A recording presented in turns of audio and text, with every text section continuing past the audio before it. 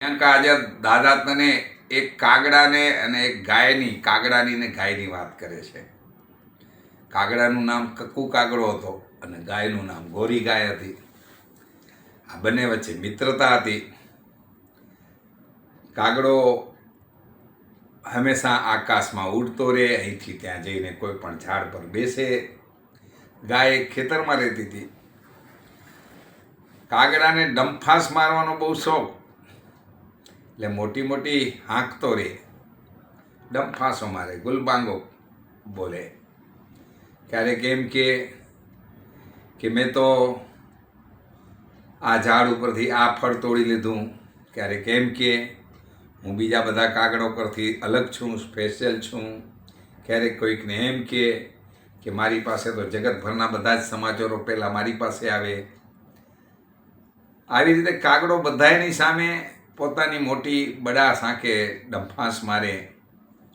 ગોરી ગાયને થતું કે આ કાગડા આટલી બધી કાકા કાકા કરીને, મોટી મોટી વાતો કરીને પોતાનો અહંકાર બતાવે છે, તો આનો અહંકાર ઠેકાણે લાવવું જોઈએ.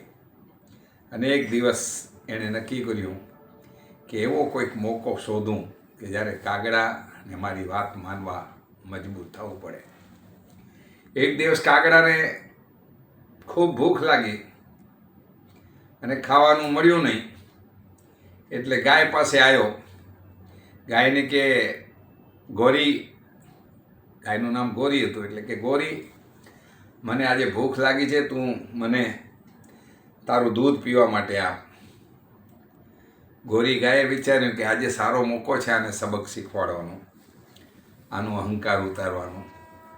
એટલે ગોરીએ એને કીધું કે જો કાગડા, જો કક્કુ, તું મારો ભાઈ છે, તને એક વાત કહું, આપણને કંઈ પણ થાય ને તો આપણે ભગવાનનો આભાર માનવો જોઈએ.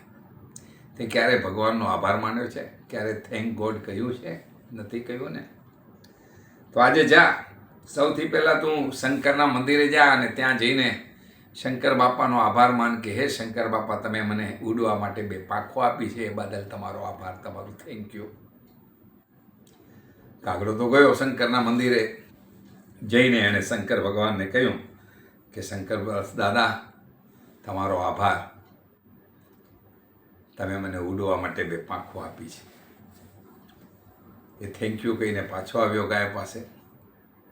ગાયને કીધું કે હું શંકર ભગવાનને થેન્ક યુ કહી આવ્યો.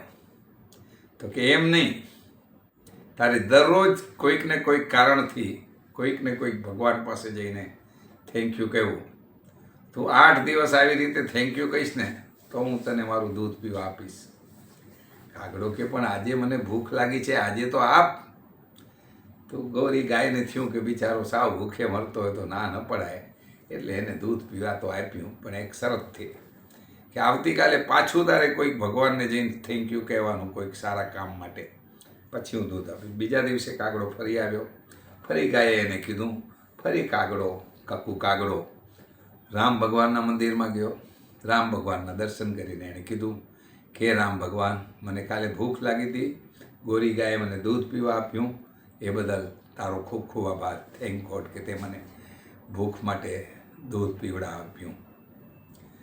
ત્રીજા દિવસે પાછું એ જ થયું. ત્રીજા દિવસે પાછો એ ગોરી ગાય પાસે ગયો. ગોરી ગાયે પાછું એને કીધું કે જો કાગડા, તું શંકરના મંદિરે જઈ આવ્યો, રામના મંદિરે જઈ આવ્યો, કૃષ્ણ ભગવાન પાસે ગયો, તું આજે કૃષ્ણ ભગવાન પાસે જા અને કૃષ્ણ ભગવાન પાસે કંઈક કારણ શોધીને થેન્ક યુ કહે. એટલે કાગડો તો ગયો કૃષ્ણ ભગવાનના મંદિરમાં. ત્યાં જઈને ભગવાનના દર્શન કર્યા અને કાગડાએ કીધું, તમે મને બુદ્ધિ આપી છે ને, એ માટે હે કાળિયા ઠાકોર, હે કૃષ્ણ ભગવાન, તારું થેન્ક યુ. ચોથા દિવસે બીજું થયું, 5મા દિવસે ત્રીજું થયું. એમ કરતાં કરતાં 7 દિવસમાં તો કાગડો નમ્ર બની ગયો. કારણ કે હમણાં સુધી એણે મોટી ગુલબાંગો ફેંકી હતી, ડંફાસો આંકી હતી, અને હવે એની જગ્યાએ આભાર માનવા લાગ્યો હતો, થેન્ક યુ કહેવા લાગ્યો હતો. એટલે એના મનમાં હવે ધીરે ધીરે નમ્રતા આવતી ગઈ.